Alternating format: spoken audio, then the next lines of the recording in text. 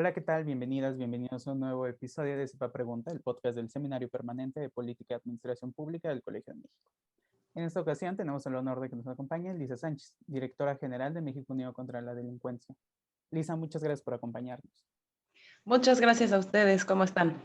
Muy bien, muchas gracias. Es un honor contar con usted el día de hoy.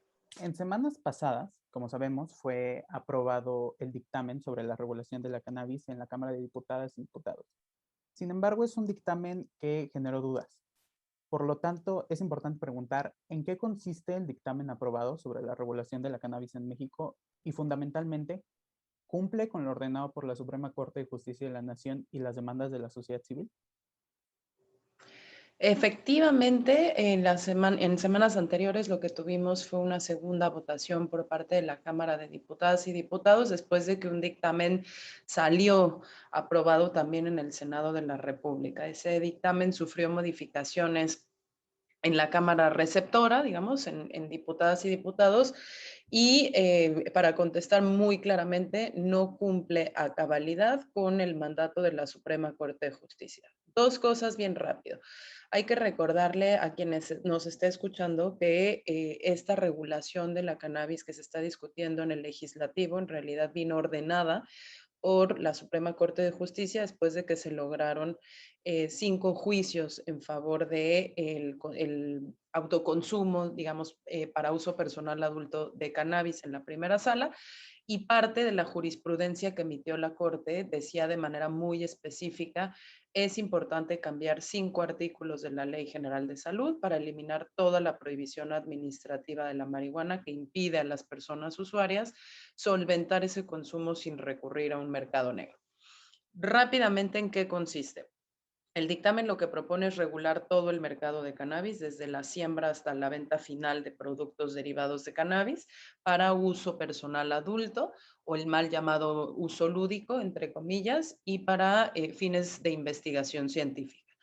Por el lado de la producción, lo que habilita son 3 vías de abastecimiento legal para las personas usuarias: el autocultivo de hasta 6 plantas por persona en el hogar, la conformación de cooperativas de producción compartida de cannabis o los conocidos clubes canábicos, también limitados en número de usuarios y número de plantas, y por el otro lado la venta al menudeo en establecimientos dedicados para ese fin.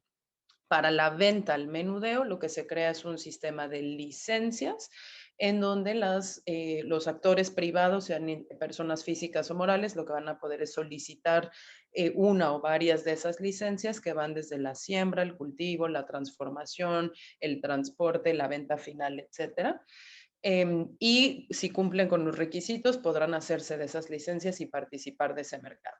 Del lado de la demanda, es decir, del lado de las personas consumidoras, lo que hace este dictamen es generar un sistema de tolerancia al consumo y la posesión para el consumo, que queda establecida nuevamente en la Ley General de Salud y nos establece 5 escalones de posesión de distintas cantidades de cannabis para las cuales asigna sanciones o administrativas o penales. Si quieren, ahorita regresamos a qué significa específicamente eso, pero es básicamente: las personas usuarias podrán portar entre 0 y 28 gramos de cannabis sin tener ningún tipo de sanción penal, es decir, sin pena de cárcel y sin multas. Más allá arriba de eso, hay que analizarlo, habrá o multas o cárcel, lo mismo que para el delito que no se eliminó en el Código Penal de cultivo. Pero si quieres, ahorita entramos un poquito más a detalle. Muchísimas gracias. Entonces, ¿el dictamen aprobado podría tener alguna repercusión positiva en la reducción de la violencia en México? Una de las razones por las cuales ha habido todo un movimiento de reforma de la política de drogas tiene que ver precisamente con que la prohibición de estas lo que genera es una oportunidad criminal muy importante, porque genera una economía ilícita controlada por organizaciones criminales que adquieren un poder económico y un poder de fuego a partir de las ganancias justamente de lucrar con ese mercado. Se propone reformar la política de drogas primero porque esa prohibición genera ese mercado negro y entonces empodera organizaciones criminales, pero por el otro lado también se propone porque desde el Estado se han habilitado respuestas de política pública, ¿no? Que lo que hemos visto de 2006 a la fecha es pues, que generan violencia letal, particularmente violencia homicida, en ellas mismas al margen de la sustancia traficada en las organizaciones criminales. Este dictamen en particular tendría la doble oportunidad de contribuir a la reducción de esa violencia. Por un lado, por la reducción del tamaño de la economía ilícita de tráfico de drogas, porque la cannabis es la sustancia más traficada a nivel nacional y a nivel internacional, y por el otro lado, por una potencial repriorización de la acción policial y del sistema de justicia penal, porque se abandonaría, digamos, como esta cosa nociva que tenemos de la política de drogas, de estar persiguiendo personas usuarias y de estar encarcelando personas usuarias, sobre todo poseedoras de pequeñas cantidades de drogas. Si liberáramos ese tiempo y esos recursos que se dedican en perseguir a esas posesiones pequeñas de drogas o a esa venta ilícita de cannabis, podríamos estar persiguiendo otros delitos dolosos y generar de alguna manera incentivos positivos para la reducción de la violencia. Ahora, es muy importante decir que con este dictamen o con la legalización de la marihuana no desaparece la actividad crimen organizado, o sea, no desaparece ese problema, ni tampoco necesariamente desaparecen muchos otros elementos que hoy posibilitan la violencia en México, como puede ser la oportunidad para cometerla por la corrupción, la impunidad, la mediación de actores estatales que participan en la gestión de distintas violencias o por el hecho de que las organizaciones criminales se dedican no solo al tráfico ilícito de cannabis, sino de otras sustancias y también a otras actividades criminales en donde el uso de violencia termina siendo una manera de eh, gestión, digamos, de la presencia tanto territorial como de la importancia relativa de cada organización dentro de esas economías ilícitas. Entonces, ¿hay probabilidades? Sí, dependerá mucho de cuál es el contenido que se apruebe y segundo, también dependerá mucho de que esto logre articularse, ¿no? Con otras acciones que reduzcan la oportunidad criminal o el incentivo al uso de violencia al interior de las economías ilícitas. Siguiendo ese mismo sentido que nos ha señalado de la violencia y la posibilidad que tendría un dictamen como este de reducirla, ¿qué sucede con las personas que hoy ya se dedican a cultivar cannabis, ¿no? Los pequeños productores o grandes productores en algunas regiones del país. ¿Este dictamen los contempla? El dictamen, de alguna u otra manera, lo que nosotros hemos señalado es que está obviando justamente la necesidad de incluir sobre todo aquellos participantes de la siembra, cultivo y cosecha de cannabis, que son comunidades rurales, que son agricultores, que poco o nada tienen que ver justamente con las organizaciones criminales, ¿no? Hay en México un montón de gente que se dedica al cultivo de cannabis que no necesariamente participa de las nóminas del Chapo, ¿no? Porque están ahí de alguna manera presos de una actividad criminal que los obliga a hacerlo o es el único medio de subsistencia a su alcance. Y el dictamen en realidad no los contempla. ¿Por qué no los contempla? Porque para que un cultivador pueda participar en el mercado legal de marihuana, tendría que solicitar una licencia de cultivo. Esa licencia de cultivo hoy, tal y como está el dictamen, le va a pedir dos cosas que son prácticamente imposibles de lograr para nuestras comunidades rurales y para nuestros agricultores o nuestras campesinas y campesinos. Una de ellas es comprobar el origen legal de la semilla que se va a plantar, que se va a cultivar. No existen semillas legales de cannabis en México. Tendrían que ser semillas importadas de bancos de semillas extranjeros, que requeriría un trámite de importación que en sí mismo es burocrático, difícil y caro y que está, sobra decirlo, fuera de las posibilidades incluso educativas de estas comunidades rurales como para poder entender lo que significa ese trámite y poder lograrlo. Y segundo, esas licencias de cultivo van a pedir que exista una cosa que se llama trazabilidad de las plantas. La trazabilidad de las plantas es que tú de alguna manera incluyas marcadores genéticos y tecnología de información para que esa semilla que siembres y esa planta que crezca y coseches y cultives pueda identificarse en toda la cadena productiva hasta que llegue a la venta final del consumidor. Si tú la analizaras en un laboratorio, sabrías dónde fue sembrada, en qué año, en qué momento se vendió, a quién se vendió y todos los pasos que pasó hasta llegar a la tiendita donde el consumidor final la compró. Esa trazabilidad, pues ya sobra también decirlo, requiere de una inversión fuertísima en infraestructura, en tecnología, en capital que esos cultivadores no necesariamente tienen. Entonces, el dictamen, tal y como nosotros lo hemos denunciado, está mucho más pensado para aquellas empresas que ya participan del negocio legal de marihuana y que son pues tradicionalmente empresas extranjeras y aquellas sobre todo que tienen un tamaño tal que pueden permitirse estas inversiones y no necesariamente hacia los micro, pequeños y medianos empresarios ni locales ni extranjeros.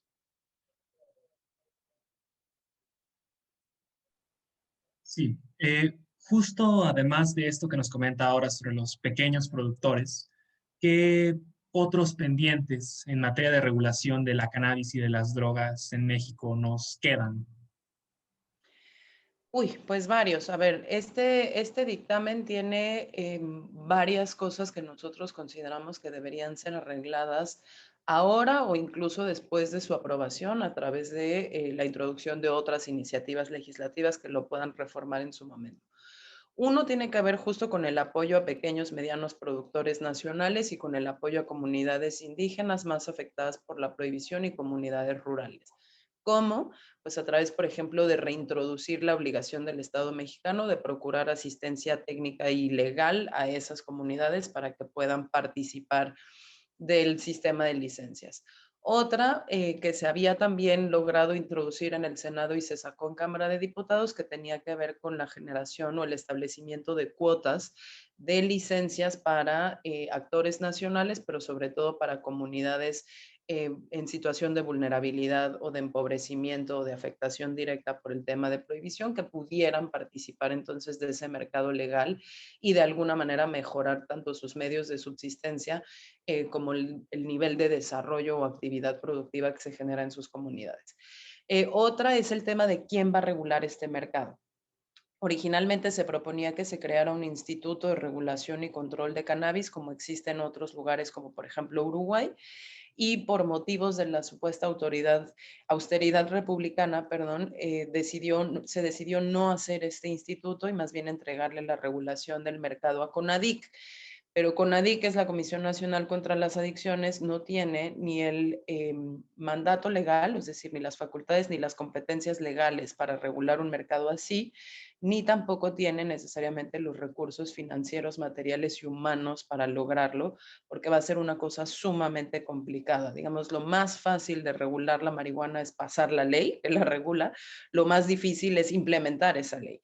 Entonces, un órgano regulador que no sepa de competencia, que no pueda intervenir en temas, por ejemplo, de comercio exterior, que no tenga manera de coordinarse con sistema de aduanas, que no tenga manera de definir, por ejemplo, cuáles tendrían que ser los impuestos ideales, si un impuesto al valor agregado únicamente al final del proceso o impuestos a lo largo de toda la cadena, en fin, capacidad de supervisión de los dispensarios que se pongan, de los clubes canábicos que se habiliten, del autocultivo que se registre, una serie de cosas que honestamente nos preocupa que queden en manos de la comisión porque eso significaría condenar la ley a la inoperancia.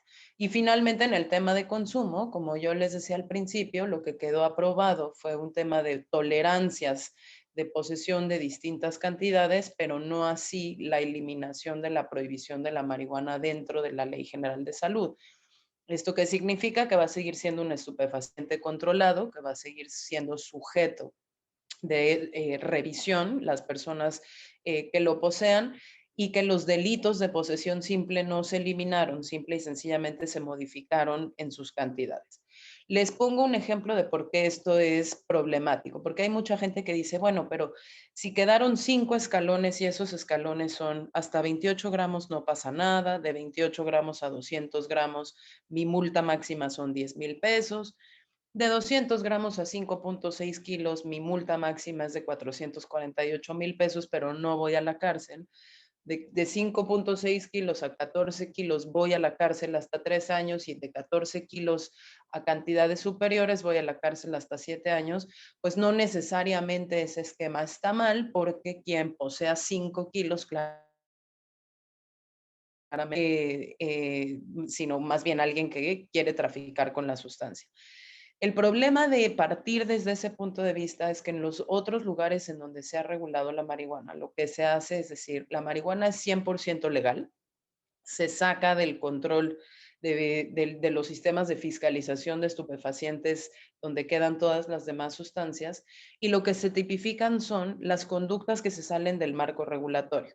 Por ejemplo, el comercio de marihuana fuera de licencia o fuera de lo que sí se permitió en el marco regulatorio. Y ahí lo que se termina sancionando es la conducta o la acción, no la posesión.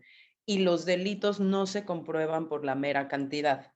¿Me explico? Entonces, en vez de que yo por cantidad, 200 gramos o 5 kilos, fuese acusada del delito de posesión simple con intención de venta y entonces procesada hasta con 3 años de cárcel, lo que tendría que probar el Estado es que yo efectivamente estaba comerciando con la sustancia fuera del marco legal.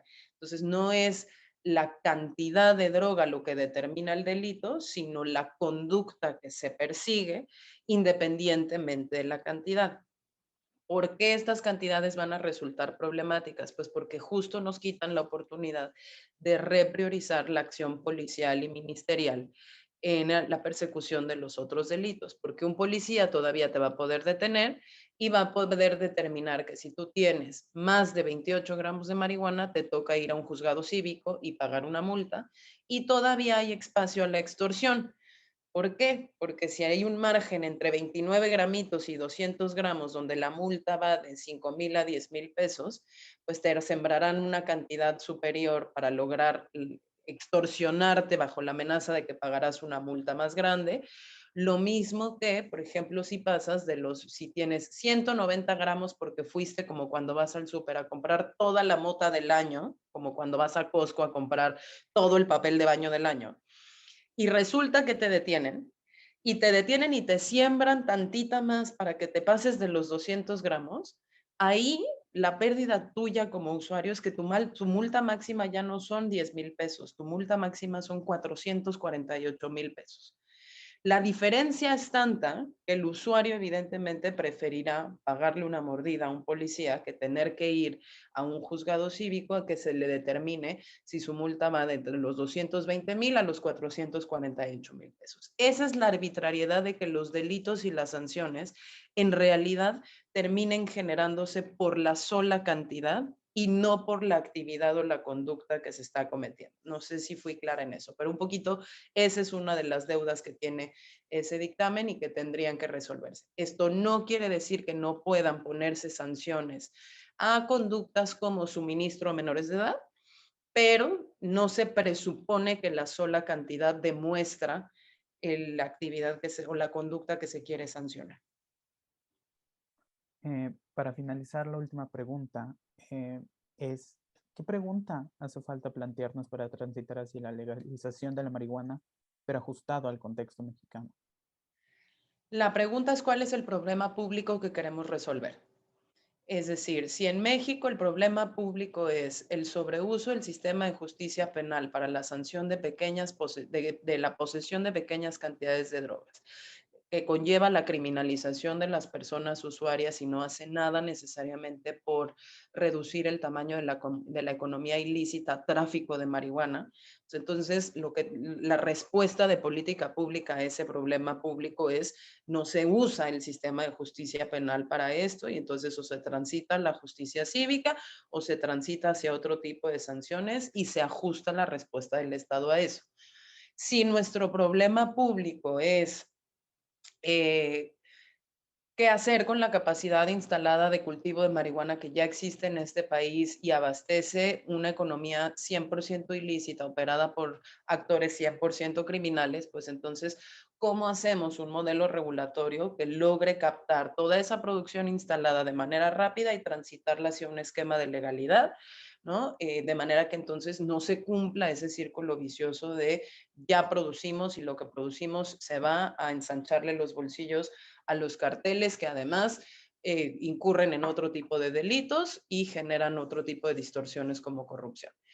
Si hoy en día no nos hacemos esa pregunta, ¿cuál es el problema público que queremos resolver? Vamos a terminar autorizando un mercado que va a resolver un problema privado. ¿Cómo entran las empresas privadas transnacionales al negocio de la marihuana en México y para qué lo van a utilizar?